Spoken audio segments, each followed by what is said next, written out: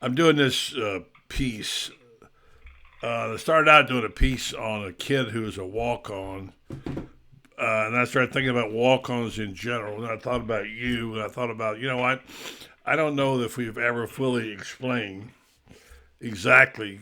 I know that you were a walk on, so I started talking to Coach Spurrier about it a little bit, and was interested to hear what he had to say. So I thought, well, that'll be my topic of conversations will be walk-ons, and you'll be the centerpiece. This is just, and we'll talk about it a little tonight on the show, but I want to record this with you. So, if that's okay, Yeah, of course, that'd be great.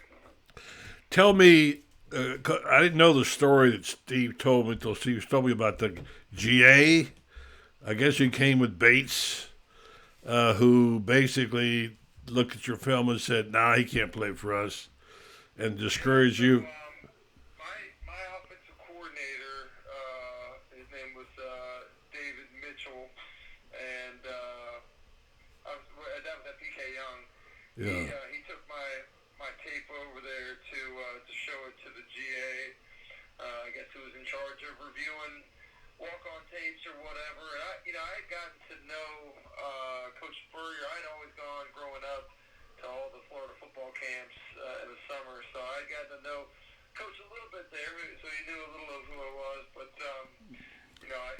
this guy supposedly watched the tape and told my offense coordinator that I wasn't good enough to play at Florida, needed to go to some small school, and spoke pretty disparagingly from what I understood. So I think my offense coordinator got pretty upset, maybe got a little heated there, or whatever. But it turned out that David Mitchell ended up the next year, separate from all this, taking a GA position with Florida. But that was after the fact. That was when I was already there. But so he was pretty upset that had happened. And I guess somehow Coach Berger found out about it and said that I was certainly not only able to walk on, but they were going to give me a preferred walk-on spot, which was cool. That I'd be treated like everybody else, scholarship-wise. Just have to pay for my own way, and was guaranteed a spot on the team, so that was cool. Well, the amazing thing is that what if you said, "Okay, screw it, I'm not gonna go." I mean, that would Yeah. have changed history, right?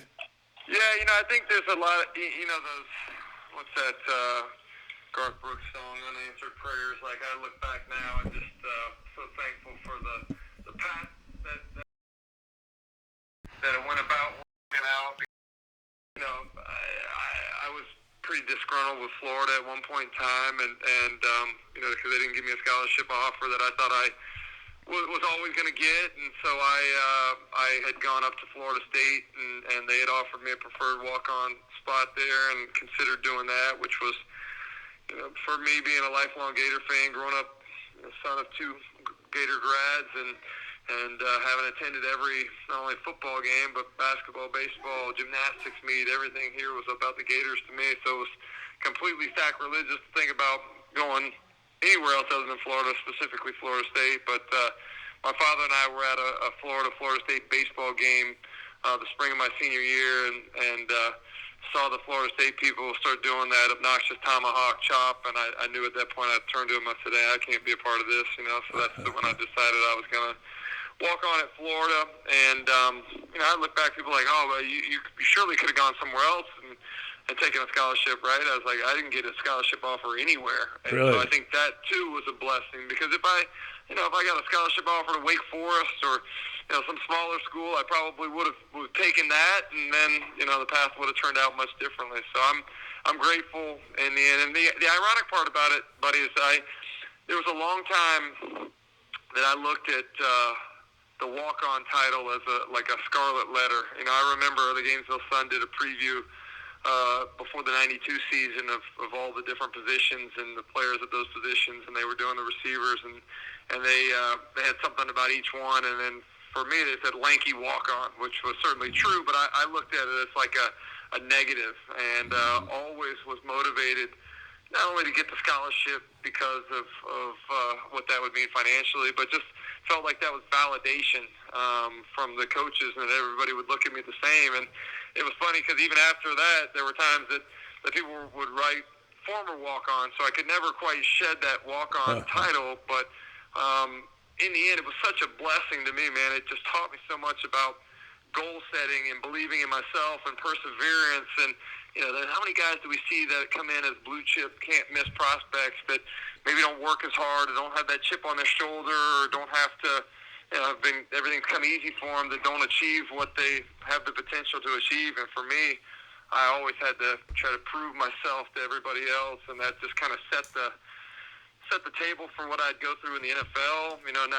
Not getting drafted after Mel Kiper had me going in the third or fourth round, not getting drafted till the sixth round, or not 10 years in the NFL getting cut 9 different times. It was always just something that I had learned at Florida from having to walk on and earning the scholarship that helped me in my post-Florida days and has helped me in my post-Florida football career in general. Yeah, it's quite a story. Take me back to that little kid, skinny kid, walk on, playing at PK Young, learning about the game, realizing maybe you were pretty good. When did you realize you were pretty good? Because you played like 3 sports, right? Yeah, I was all-state in football, all-state in basketball, all-state in baseball. We won the state championship my senior year in basketball. I was the MVP of the state basketball tournament. So I was always a really good athlete. And the funny part about it, looking back, buddy, was I was pretty shy as a kid. And I was never very good with the girls when I was young. And the thing that made me cool was that I was a great athlete, and everybody always wanted to pick me first for every team, and so that was kind of my way of really fitting in, and I always had this vision of myself. I would be back in the backyard shooting baskets at my parents' house as a kid, counting down 3, 2, 1, hitting the shot, and that was the shot that was going to get me the attention of the girl that I was interested in, so I always was looking at that as the way to get noticed and stuff. And so I just had a gift, I guess, for being one, athletically gifted, and 2, I was always very competitive. And I think that's one of the things that I got coach's attention the first time when I had walked on. You remember the old conditioning test that we had to do was a 12-minute run, and we had to run as receivers. We had to run 1.75 miles in under 12 minutes, and I went out there and just blew the field away. And I think that coach noticed that. He always talked about John Woodenisms, and one of the things that he would later mention was Coach loves a guy that is does what he's asked. He's well coached and loves. I'm sorry, not the well coached part. The 2 that he mentioned there were loves guys that compete and loves guys that are in great condition. And I showed up as a guy that was really good condition and always won that 12-minute run just because I was so competitive. And so I think that's kind of what first gained me some notice from coach initially. You also got the crap beat out of you. Yeah, you remember, I just talked about this the other day, buddy. You remember that 91 Florida defense, and it had like Tim Polk, it had like Fee Bartley, it had Carlton Miles on it, it had Del Spear, Will White. I mean, it was just loaded at all 3 levels. And, I'm going up against these guys in scout team every single day as a kid that's probably 6'4", 170 pounds at that point. And, Ron Zook was the defensive coordinator. Zook's my guy, but he wasn't exactly looking out for the scout team guys to keep us from getting banged around. So it was, it was kind of a humbling start, man. Especially, it's a humbling start for anybody when you're transitioning from high school as a star to major college football in the SEC. But as a walk-on too, remember that class that Coach signed that year. It was Jack Jackson, Sorolla Palmer, and Ed West. They signed 3 receivers that year. So I was the 4th of that group, and as the walk-on, just kind of felt like the redheaded stepchild or something. Mm-hmm. Yeah, making that decision to walk on. Of course, you knew you were going to play athletics somewhere, but for the pure walk-ons, the guys who are not gifted, the guys who aren't all state, the guys who dreamed of playing for the Gators, just literally walking on. Yeah, and that was that was never, to me, there's guys that go and they know, hey, they're never going to play. They just want to be a part of the team. Like, that never crossed my mind, though, buddy. I always, for whatever reason, knew that I was going to not only get a chance to play, but I was going to be a star. And I don't know where that came from, and maybe a lot of kids feel that way and it doesn't come to fruition. But for me, there was a period of time, particularly in my days in Florida, that I felt like I could almost will things to happen. I've always been very big on imaging and positive mindsets and everything else, but like all of these things that happened, like for whatever reason, I saw them happening. That's the way that I saw it kind of playing out. I never would have imagined I was going to catch the game winner in Kentucky and become part of one of the legendary plays in Florida football history. But like just the way that it all played out, it really wasn't of a surprise to me. As probably a lot of people were much more surprised by it than I was. Yeah, you were ready when the time came, and you had that moment which we talked about before. And but I'm thinking about it from the standpoint as a kid, when I always wanted to be a quarterback in Florida, and never did have the guts to walk on when I went to school there. Wasn't that good, but I did walk on the baseball team and played as a freshman a little bit. Got a letter. We had freshman teams, and then when I got to the varsity, there were 15 pitchers on the staff, and I was the 15th. And I could read the handwriting. I wasn't a great student like you. But think about that, though, buddy. Like, I remember when my first year at Florida, I don't know if you remember, but Florida, we'd stretch in the stretch lines by our position groups, and, the offense was on one side, defense was on the other.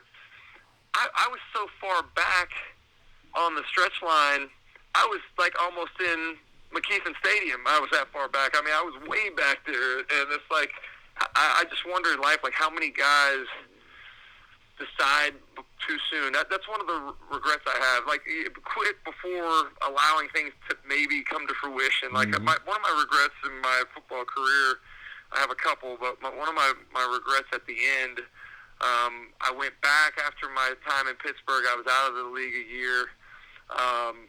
My former offensive coordinator at Denver ended up going to take the head coaching job at Houston. So I signed with the Texans in the spring. And, at that point in time, I had 2 kids. They were back in Gainesville, and I was out in Houston with all the spring stuff we were doing with workouts and OTAs and everything else. And, like, my offense coordinator, my receiver coach was a good friend of mine by the name of Kyle Shanahan, who I had gotten friends with when I was playing for his dad. And so, am I going to get a legitimate shot? And he was worried that I wasn't, and so I decided that I wanted to back home and not play it out. And that's like, looking back now, it's so counter to who I was and what I've always done. I feel like I wish I would have at least given myself a chance to go to camp and competed and seen how it played out. So the Texans. Yeah. Interesting, all those things. Well, that's good. Now, I want to listen, I still think one day there's a book in here, but we'll have to find time we can do that. Yeah. What I want to get to point here is, was there a point when you were ready to quit as a Gator walk-on? I never was ready to quit for whatever reason. I think I knew right away that I could compete. There were a lot. I had a lot of the upperclassmen, man. Trey Everett, Alonzo Sullivan, those guys like took me under their wing immediately and like tried to help me. I was making plays out there. I remember Kelvin Randolph, our fullback, would congratulate me after I'd make a play. It was just I could see that I could do it, and so I didn't get frustrated necessarily. And one of the other things that I'm so grateful for, this, buddy, like there's not many coaches that would give a walk-on an opportunity for 2 reasons. One, they don't think very highly of walk-ons, but 2, giving a walk-on a shot over a scholarship guy that you signed makes you look stupid too. And so a lot of coaches aren't willing to do that. But Coach didn't care. Coach has always said, "Hey, I want somebody that'll play the way that they're coached." And I think I did that well. I was able to learn the offense. I was able to play with a great attention to detail, like he wanted. And so I think he really respected me. But that first year I got redshirted was good for acclimation to playing on the team and working out. And acclimating to college, and then I came back that next year, had a good spring, and then in the fall, my freshman year, I made the travel squad, so I was one of the top 8. So I had some success pretty early. I caught my first reception in that blowout loss in '92 up to Heath Schuler and Tennessee up there in Knoxville, and I thought that was pretty cool. I had a great spring the next one, and then all of a sudden, that '93 season unfolds in my sophomore year, and I really didn't have to wait that long for it. And meanwhile, that walk-on class, Deke Payton was a good friend of mine from childhood. He was from Buchholz. Jeff Turner was another friend that walked on from GHS. Those two guys were on the defensive side. They didn't get the same chance that I did. For whatever reason, it just happened well for me where I got an opportunity, and Coach, unlike most coaches, gave me a chance where the others typically wouldn't have. Interesting. Well, let's move forward now to a couple of things. We're not gonna get into all the great stuff you did as a pro and all that, but you managed to come to the system. And the reason I wanted to talk about the walk-ons was probably now today, nobody personifies the true spirit of college football better than a walk-on. Doing it for the love. That's been kind of changed, right, with some of the walk-ons and the NIL stuff, and people getting money for guys that are walking on now. So that even has been changed. But I would agree with you. Guys that are willing to go out and play. And that was a little different for me, buddy. Like not only did I want to play college football, I wanted to do it at Florida because of the passion that I had for the program. And there were guys, Danny Werfel grew up a Florida State fan. He didn't know the history of Florida football. He didn't know Chris Collinsworth and Ricky DeTille and all these other guys that had come before. And I still think that's one of the worst parts about a lot of the college kids that show up. They don't know anything about the history of the program that they're a part of, and I think it takes away some of the passion they have for what it means to be a Gator or somewhere, where they're playing respectively. Well, and that particular spirit, passion, desire, and to play for nothing, really personifies everything college football is not anymore. Yeah. And what it was then was you didn't get anything for playing at first, So I love the fact that the embracing of, I would call this the walk-on. You were the walk-on, the guy who achieved as much as anybody who ever walked on in college football at Florida. I know there was Louis Oliver, and he was a great player, and I know there was Kerwin Bell and a few others. But in terms of you, the whole package, I'll put it to you like this. You were PK young kid, from Gainesville, which, by the way, as Coach pointed out, he got 3 of the best receivers ever from PK Young. Yeah. Obviously, with Jackson, McGriff, and you. But you did that, and you went to school in Florida without any guarantees. You worked your way into a scholarship after 2 years. You played at an epic time with a great coach that fits you just right. You achieved the ultimate in college football, be able to do what you did, although you weren't part of the 96 team. But you did get your SEC championships and broke the record, set the record, which was just broken last year for most touchdown passes all these years. And now you're not only that, but you're a successful TV commentator about the SEC on a show, and now just Monday night, your business was able to host the award given out in your coach's name, which was quite a night for everybody. So I would say that's a pretty good ride. You know what they say about that 15 minutes of fame. My window has been far exceeded probably what I deserve and far better than what I ever could have imagined. And you're right. All of it goes back to Coach Spurrier. Everything that we talked about, everything that you mentioned in my success and everything you mentioned in my business career, my broadcasting, all of that happens because of Coach Spurrier. The timing was obviously perfect. What he was bringing to the SEC and the type of offense fit what I was able to do. He gave me a shot. My senior year, I caught 17 touchdown passes, which was the SEC single season record until Riddell broke it the next year. I caught 31 in my career. But the player, I was named second team All American after the season, my senior year, and they were interviewing coach, and they asked him about, were you surprised that Chris had the season he did and caught 17 touchdowns? He was like, no, I'm the guy calling the plays. I'm the guy that called him for him, and so he knew, and I just have such great love for the man first and foremost, and respect for what he's done for college football in general and specifically for me. And that's why it was so important that I was a part of helping to develop this award to honor him, and then ultimately sponsoring it with my mortgage company, because I wouldn't be where I was with the mortgage company anywhere else without him. Good stuff. Well, I enjoyed the conversation. We'll talk about it at 9 o'clock a little bit more.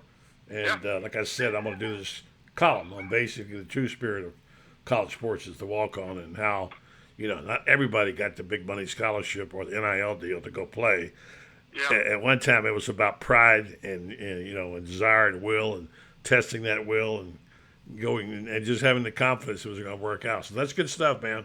I'll say you said the pride and the will and all that stuff.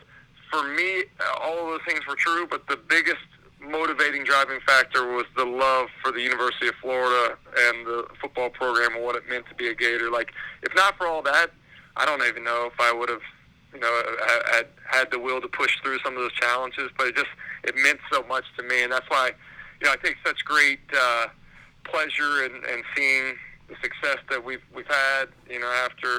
After what we went through for like wait till next year mentality for long. But even the it frustrates me sometimes, and I've talked to you about this before, when I'm on television or people question my loyalty to the University of Florida. I am as loyal as there possibly could be for a guy that grew up here and a fan and an alum and everything else. But I try to be somewhat unbiased when it comes to the analyst stuff. But there's not a bigger Gator fan in the world than me. No, two different things. Separates your professional life and your passions for the team you root for, and you do it pretty well. And like I told you that first time when you got somebody from Twitter got all over you about something, you got a little upset. I said, don't worry about that guy and his 35 followers. Who cares what he thinks, And I think you've mastered that, and you've done well with it. I'm proud of you. And I think the passion and you're right, when you love the University of Florida like I did growing up, I just wasn't good enough to be able to go do it, but I can understand the passion. And I think it's a good story and one that needs to be told, and you're right about the history. Most people don't even know. They know Tim Tebow was a football player, but they're not sure about Danny Werfel. There's the young kids I was talking to. So, hey, listen, I'll call you. I'll give you the link. Yep. Click on. In fact, you know what? Well, you're not at your computer now, though, are you? We can tell. I can walk inside. We can test it. Let's test it. Okay, good. All right.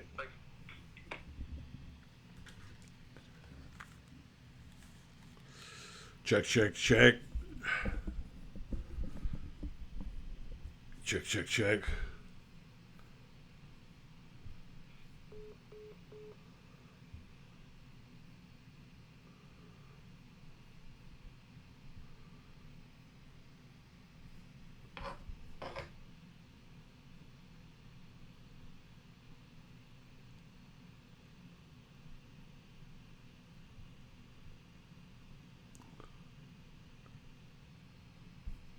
I'm here.